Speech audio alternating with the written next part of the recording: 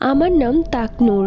এই ঘটনার সাক্ষী আমি আর আমার ছোট ফুপি। কেননা বাড়িতে সেই দিন আমি আর আমার ছোট ফুপি একাই ছিলাম। দিনটা ছিল মঙ্গলবার। আমি আমার ছোট ফুপির খুবই আদরে। তখন ছোট ফুপির বিয়ের কথাবার্তা চলছে। পারিবারিক ভাবে ঘটকের মাধ্যমে একটি ছেলেকে পছন্দ করা হয়। এরপর তারা এসে ছোট ফুপিকে দেখে যায়। তারা বেশ পছন্দ করেছিল ছোট ফুপিকে। তো যাই হোক, এরপরে আমাদের পক্ষ থেকেও ছেলেকে দেখতে যাওয়া হবে। ছোট ফুপি আর আমি যাই। আমাদের পরিবার থেকে অনেকেই গিয়েছিলেন। রাত 8টা পার হয়ে 9টা বেজে গেল, অথচ তাদের আসার কোনো নাম নেই। অবশ্য তাদের বাসা অনেক দূরে, তারপরও বিকেল বেলা রওনা দিলে এতক্ষণে পৌঁছে যাওয়ার কথা। তো যাই হোক, আমাদের বাড়ির উঠোনে বিরাট বড় একটা তেঁতুল গাছ আছে। আমার ছোট ফুপি আমাকে বলল চাপকল থেকে এক জগ পানি নিয়ে আসতে। আমিও ফুপির কথা মতো চাপকলে পানি আনতে যাই। চাপকল চাপানোর সময় বারবার আমার শরীরটা ভার হয়ে যাচ্ছিল। আমি কয়েকবার পেছনে ঘুরে তাকিয়েছি, কিন্তু কাউকেই দেখতে পাইনি। কেন যেন বারবার মনে হচ্ছিল পেছনের তেঁতুল গাছ